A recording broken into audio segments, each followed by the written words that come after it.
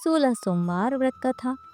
मृत्युलोक में भ्रमण करने की इच्छा करके एक समय श्री भूतनाथ महादेव जी माता पार्वती के साथ पधारे। वहां वे भ्रमण करते करते विदर्भ देशांतर्गत अमरावती नाम की अति रमणीक नगरी में पहुंचे। अमरावती नगरी अमरापुरी के सदृश से सब प्रकार के सुखों से परिपूर्ण थी। उसमें वहां के राजा का बनाया हुआ अति रमणीक शिवजी का मंदिर था। उसमें कैलाशपति अपनी धर्मपत्नी के साथ निवास करने लगे। एक समय माता पार्वती अपने प्राणपति को प्रसन्न देख के मनोविनोद करने की इच्छा करके ऐसे प्रश्न करने लगी कि हे महाराज, आज तो हम तुम दोनों चौसर खेलें। शिवजी ने प्राण प्रिया की बात को मान लिया और चौसर खेलने लगे। उस समय उस स्थान पर मंदिर का पुजारी ब्राह्मण मंदिर में पूजा करने को आया। माताजी ने ब्राह्मण से प्रश्न किया कि पुजारी जी बताओ, इस बाजी में किसकी जीत होगी। ब्राह्मण बिना विचारे शीघ्र ही बोल उठा कि महादेव जी की जीत होगी। थोड़ी देर में बाजी समाप्त हो गई और पार्वती जी की विजय हुई। तो पार्वती ने ब्राह्मण को झूठ बोलने के अपराध के कारण कोढ़ी होने का श्राप दिया। कुछ समय में पुजारी के शरीर में कोढ़ पैदा हो गया। पुजारी अनेक प्रकार से दुखी रहने लगा। इस तरह कष्ट पाते पाते जब बहुत दिन हो गए तो देवलोक की अप्सराएं शिव जी की पूजा करने लगीं। मंदिर में पधारी और पुजारी के कोढ़ के कष्ट को देख बड़े दया भाव से उसके रोगी होने का कारण पूछने लगीं। पुजारी ने निसंकोच उनसे वे बात कह दी। तब वे अप्सराएं बोलीं कि हे पुजारी, अब तुम अधिक दुखी मत होना, भगवान शिव जी तुम्हारे कष्टों को दूर कर देंगे। तुम सब व्रतों में श्रेष्ठ जो 16 सोमवार का व्रत है उसको भक्ति के साथ करो। तब पुजारी अप्सराओं से हाथ जोड़कर विनम्र भाव से 16 सोमवार की व्रत विधि पूछने लगा। अप्सराएं बोली कि जिस दिन सोमवार हो उस दिन भक्ति के साथ व्रत करें, स्वच्छ वस्त्र पहने, आधा सेर अच्छे बिने स्वच्छ गेहूं का आटा लें तथा 3 अंगा बनावें और घी, गुड़, दीप, नैवेद्य, पुंगी फल, बेलपत्र, जनेऊ, चंदन, अक्षत, पुष्प आदि के द्वारा प्रदोष काल में भगवान शंकर का विधि से पूजन करें। तत्पश्चात 3 अंगाओं में से एक शिव जी को अर्पण करें, बाकी 2 को शिव जी का प्रसाद समझकर उपस्थित जनों में बांट दें और आप भी प्रसाद पावें। इस विधि से 16 सोमवार व्रत करें। तत्पश्चात 17वें सोमवार के दिन पाव सेर पवित्र गेहूं के आटे की बाटी बनावें, जिसमें तदनुसार घी और गुड़ मिलाकर चूरमा बनावें और शिव जी का भोग लगाकर उपस्थित भक्तों में बांटें। पीछे आप सकुटुंब प्रसाद लेते हैं तो भगवान शिव जी की कृपा से सब मनोरथ पूर्ण हो जाते हैं। ऐसा कहकर अप्सराएं स्वर्ग को चली गईं। ब्राह्मण ने यथाविधि 16 सोमवार व्रत किया। भगवान शिव जी की कृपा से ब्राह्मण रोग मुक्त होकर आनंद से रहने लगा। कुछ दिन बाद जब फिर शिव जी और पार्वती उस मंदिर में पधारे, तब ब्राह्मण को निरोग देख पार्वती जी ने ब्राह्मण से रोग मुक्ति का कारण पूछा। तो ब्राह्मण ने 16 सोमवार व्रत कथा कह सुनाई। तब तो पार्वती जी ने अति प्रसन्न होकर ब्राह्मण से व्रत की विधि पूछकर व्रत करने को तैयार हुई, जिसके कारण उनके रूठे हुए पुत्र स्वामी कार्तिकेय स्वयं माता के आज्ञाकारी हुए। कार्तिकेय को अपने ये विचार परिवर्तन का रहस्य जानने की इच्छा हुई और माता से बोले कि हे माता जी, आपने ऐसा कौन सा उपाय किया जिससे मेरा मन आपकी ओर आकर्षित हुआ।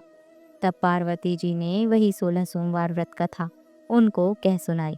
तब कार्तिकेय जी बोले कि इस व्रत को मैं भी करूंगा, क्योंकि मेरा प्रिय मित्र ब्राह्मण बहुत दुखी दिल से परदेश गया है, हमें उससे मिलने की बहुत इच्छा है। तब कार्तिकेय जी ने इस व्रत को किया और उनका प्रिय मित्र मिल गया।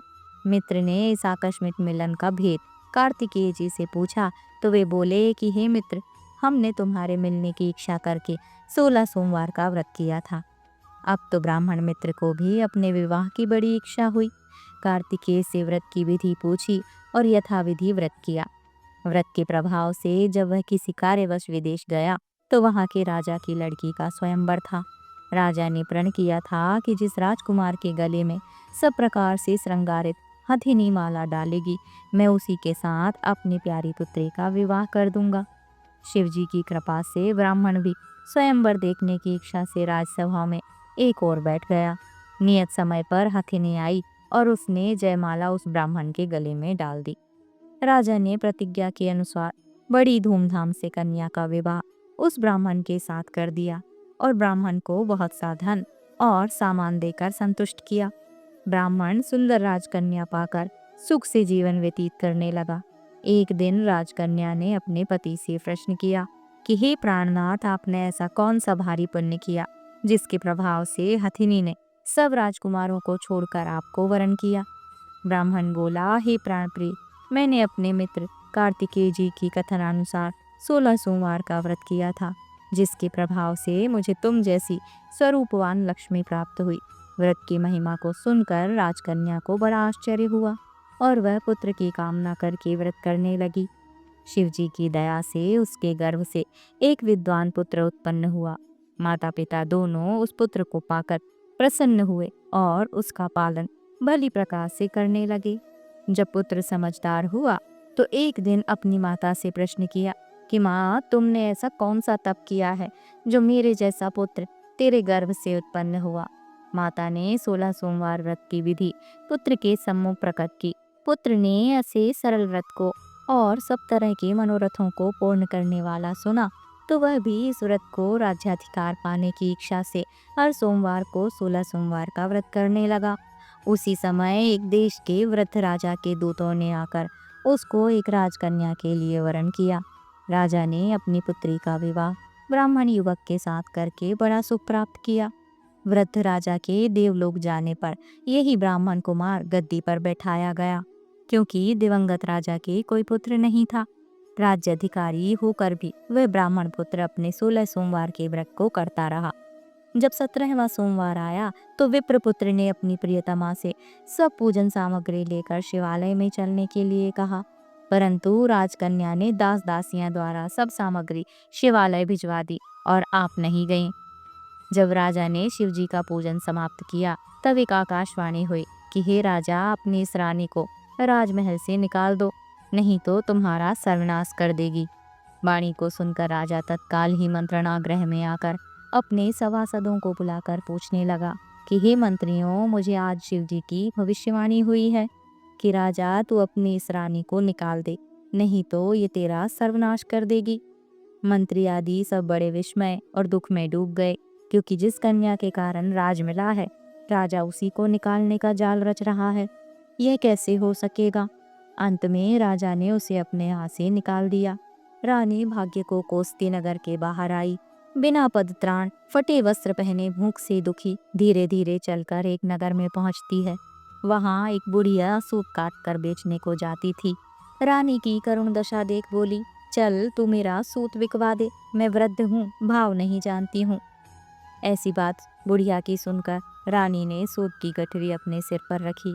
थोड़ी देर बाद ऐसी आंधी आई कि पोटली सूत सहित उड़ गई।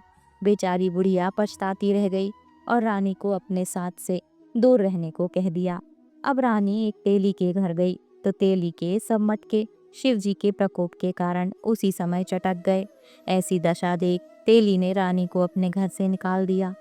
इस प्रकार रानी अत्यंत दुख पाती हुई सरिता के तट पर गई तो उस सरिता का समस्त जल सूख गया।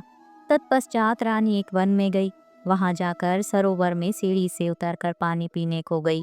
उसके हाथ से जल स्पर्श होते ही सरोवर का नील कमल के सदृश्य जल असंख्य कीड़ों से भर गया।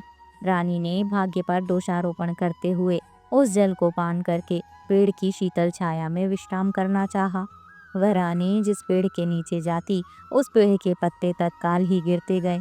अपने वन सरोवर जल की ऐसी दशा देखकर उस वन के ग्वाले अपनी गऊओं को चारा और पानी ना मिला देख बड़े दुखी भाव से सब कथा अपने गुसाई जी से, जो उस जंगल में स्थित मंदिर में पुजारी थे, ग्वाले रानी को पकड़कर गुसाई के पास ले गया।